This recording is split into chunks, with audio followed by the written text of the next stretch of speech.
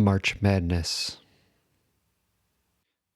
I'm going to hell over a $40,000 Navy college fund. Faceless Iraqi babies torment me in my sleep. From 2003 to 2016, approximately 235,000 Iraqi and Afghani civilians were killed by U.S. or U.S.-led coalition forces. 4,793 of those fatalities occurred during the 4 months that my aircraft carrier, the USS Carl Vinson, patrolled the Persian Gulf. While my size 13s never touched Iraq's soil and I didn't personally drop any bombs, I can't deny the pivotal role I played in those deaths. For 6 hours a day, nearly every day of those 4 months, my job was to control the fuel rods in the carrier's nuclear reactor core. The reactor produces steam for various purposes: to feed the ship's propellers, to provide power to the electrical grid, and critically, to trigger the carrier's catapults. My steam launched F-16 Vipers north into Iraq at all hours of the day and night. My steam steered the F-16's lethal assortment of air-to-surface missiles, cluster bombs, laser-guided bombs, and anti-personnel mines. I joined the Navy so I could afford to go to college. I never thought I'd be a killer. The globe spins. I can't even buy a gallon of gas without ludicrously loud ads shouting at me. It's March Madness! Bet on your bracket today! GildedRobberyApp.com. Regular unleaded is $3.79 a gallon here at the neighborhood BP, up 38% since the start of this illegal war with Iran. Brent crude is trading at $110.43 per barrel, up from $72 a barrel just 1 month ago. The CEO of United Airlines released a memo to employees that the price of oil could leap to $175 per barrel by summer. United spent $11.4 billion on jet fuel in 2025 and projects spending $20 billion on it 1 year later, signaling higher ticket fares through 2027. It's peak spring break travel time and TSA agents haven't received a paycheck in a month. I've heard reports of 4-hour-long TSA lines at LaGuardia, O'Hare, and Hartsfield-Jackson. Kalshi is selling odds on the president ordering Tom Homan to deputize ICE as de facto airline agents. The globe spins as I lament the fact that my nephew, now serving in the Navy, might be needed on the front lines of the current illegal oil war. My neighbor Cub, a Vietnam veteran, passes away from a stroke. The USS Carl Vinson crossed through the Persian Gulf's single pinch point, the Strait of Hormuz, on the Ides of March 2005. During the last illegal oil war the U.S. fought in the Middle East, our ship had 2 port calls in the Gulf. One was at the 5th Fleet NSA base in Manama, Bahrain. I spent my Liberty time on the NSA base, where I bought the latest issue of Sports Illustrated and Outkast's CD Aquemini at the base NEX. You can think of it as a mini Walmart. I bowled at the base rec center and ate hot dogs and snack-sized packets of Doritos with the ingredients listed out in Arabic on the bag. 21 years later, and 1 block away from the NSA Bahrain NEX, a U.S.-launched Patriot missile, allegedly aimed at an Iranian drone, misfired and struck a Navy warehouse, reducing it to rubble. In basketball terms, that's a brick. The first NCAA tournament I can remember was in 1990, 4 months before the beginning of the first illegal oil war, Operation Desert Storm. I was pulling for the Duke Blue Devils. I like their name more than anything.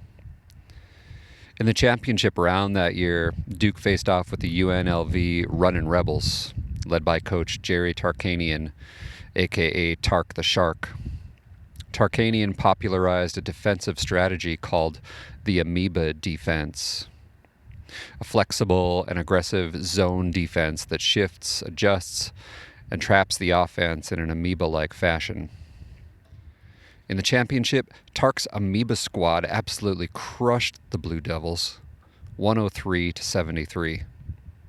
That 30-point deficit remains the largest margin in NCAA tournament history. The Carl Vinson's only other Middle Eastern layover was Dubai. Technically, the port of Jebel Ali, which is a 45-minute cab ride southwest of Dubai. Jebel Ali was blandly nicknamed the Sandbox by our crew.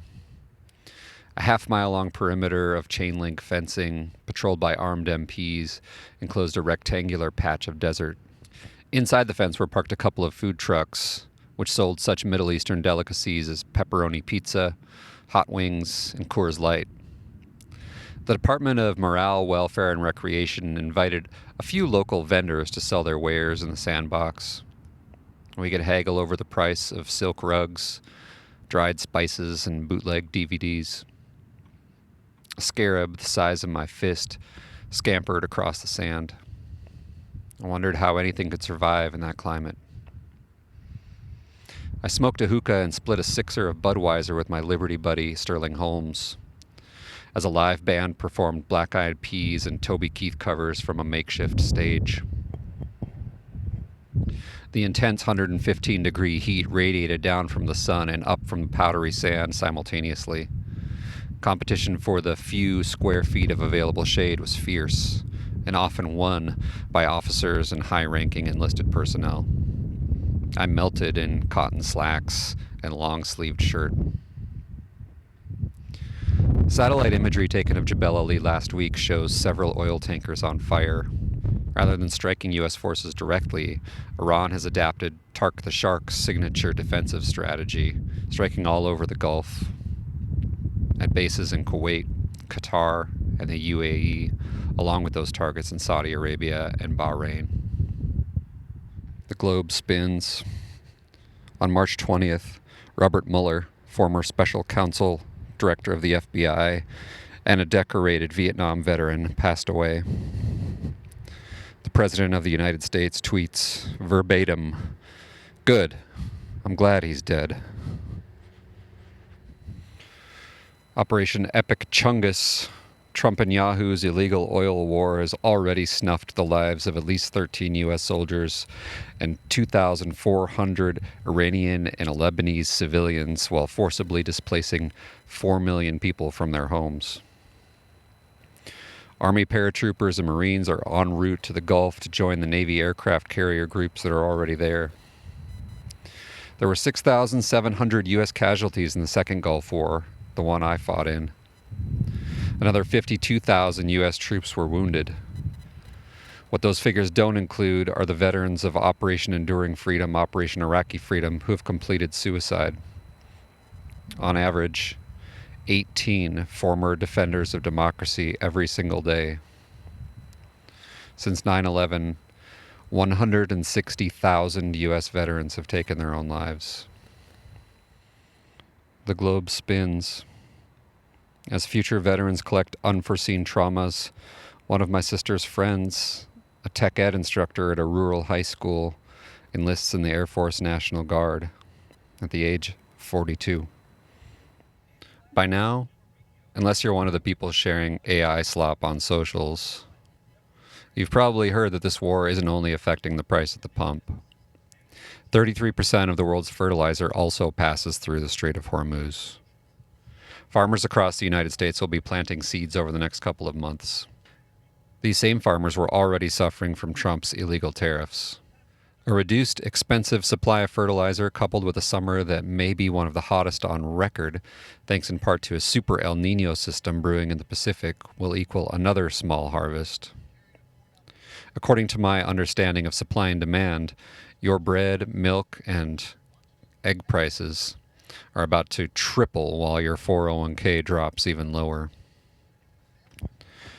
U.S. stocks have lost $3.5 trillion in market capitalization since Operation Epic Chungus Drill Baby Drill began Pete Hegseth, Trump's sixth man, just committed a flagrant foul against U.S. taxpayers, demanding an additional $200 billion for the Department of War's already massive $1 trillion budget. The crashing stock market has pushed the Treasury bond market higher, meaning mortgage rates are about to increase again. If you're a first-time home buyer or looking to refinance like I am, it's probably best to wait until, midway through the next Democratic administration, if that day ever comes. The globe spins. The long-haired kid, the same age as my nephew, and whose name tag reads Pasture, serves me a coffee in the Minneapolis Skyway.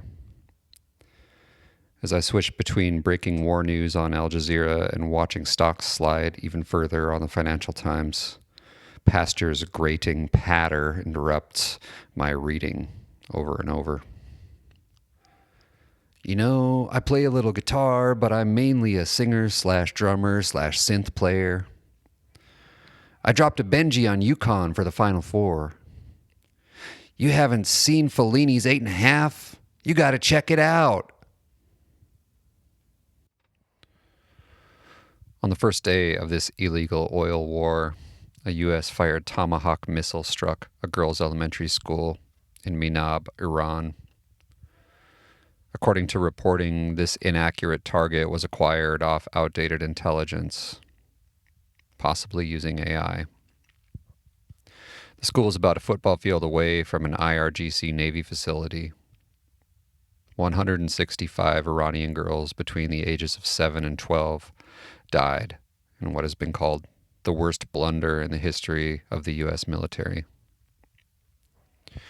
An Iranian mother who lost 2 children that day recalls tying their shoes and combing their hair in the morning. That morning was like any other, she said. But now my heart burns with pain. In the immediate aftermath of that tragedy, Trump and Netanyahu squirmed, trading blame. The press floated the false rumor that one of our enemies, who had purchased a Tomahawk from us, launched the attack in order to make us look bad. Faceless Iranian babies torment me in my sleep.